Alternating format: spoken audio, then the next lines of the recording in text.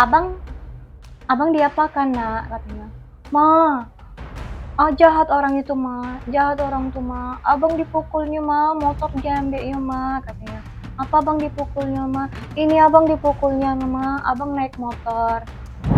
Kaki abang dipukul-pukulnya pakai kayu ma, katanya. Itu kunci motor abang diambilnya, kata dia kayak gitu. Abang lemas, kata abang nggak sadar lagi sudah tuh ma, kata dia gitu. Jadi saya pun anak saya yang seperti itu, jadi saya yang trauma. Saya pun juga takut kalau keluar malam naik motor.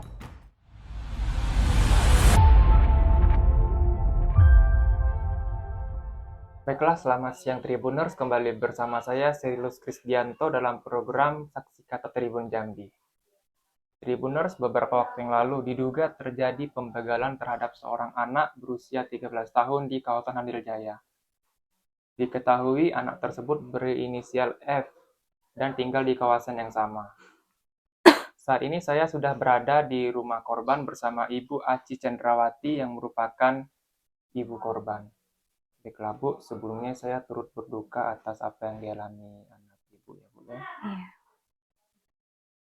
Bisa diceritakan Bu bagaimana sosok anak Ibu ini? Anak saya itu mas, anak berkebutuhan khusus.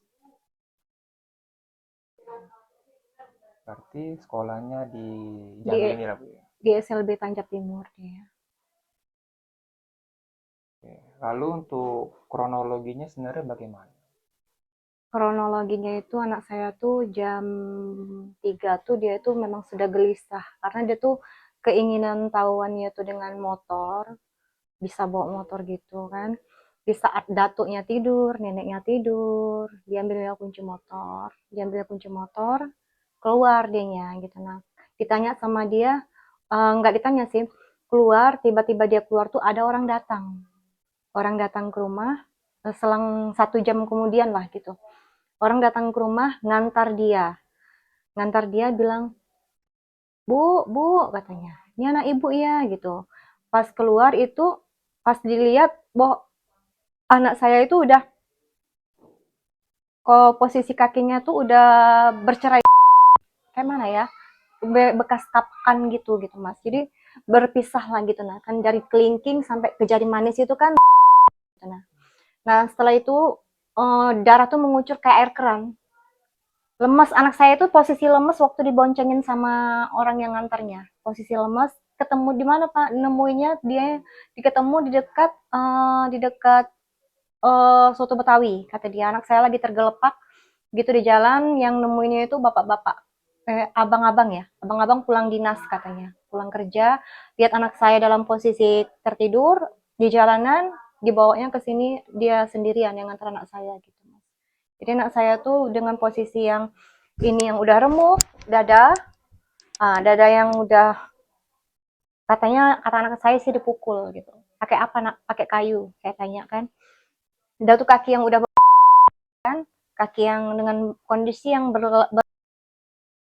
Nah setelah itu langsunglah kedua orang tua saya nih sama kakak saya mengantar anak saya ini ke rumah sakit Mitra.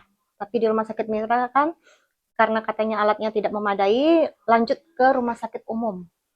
Lanjutlah ke rumah sakit umum, disitulah dilakukan tindakan di apain, dijahit sementara. Dijahit sementara, dia tuh dengan pas di rumah sakit, saya tanya sama anak saya. Anak saya pertama tuh belum sadar. Terus saya tanya lagi pas dia bangun, saya tanya sama dia, abang, abang diapakan nak? Katanya, ma, jahat orang itu ma, jahat orang itu ma, abang dipukulnya ma, motor diambilnya ma, katanya. Apa abang dipukulnya ma? Ini abang dipukulnya ma, abang naik motor.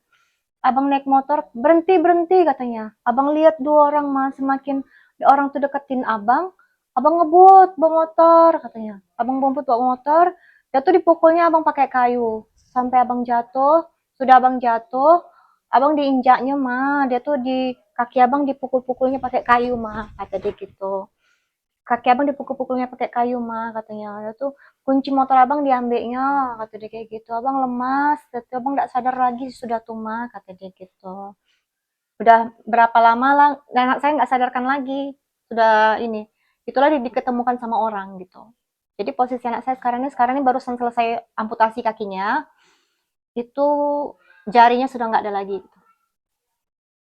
Nah, jarinya sama telapak kakinya tuh ditinggalin sedikit kata dokter.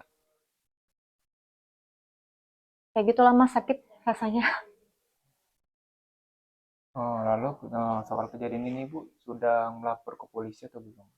Saya sudah melaporkan ke Polsek Cilutung, tapi diarahkan ke Polresta gitu nah kan. Karena kan tindakannya pidana begal gitu kan.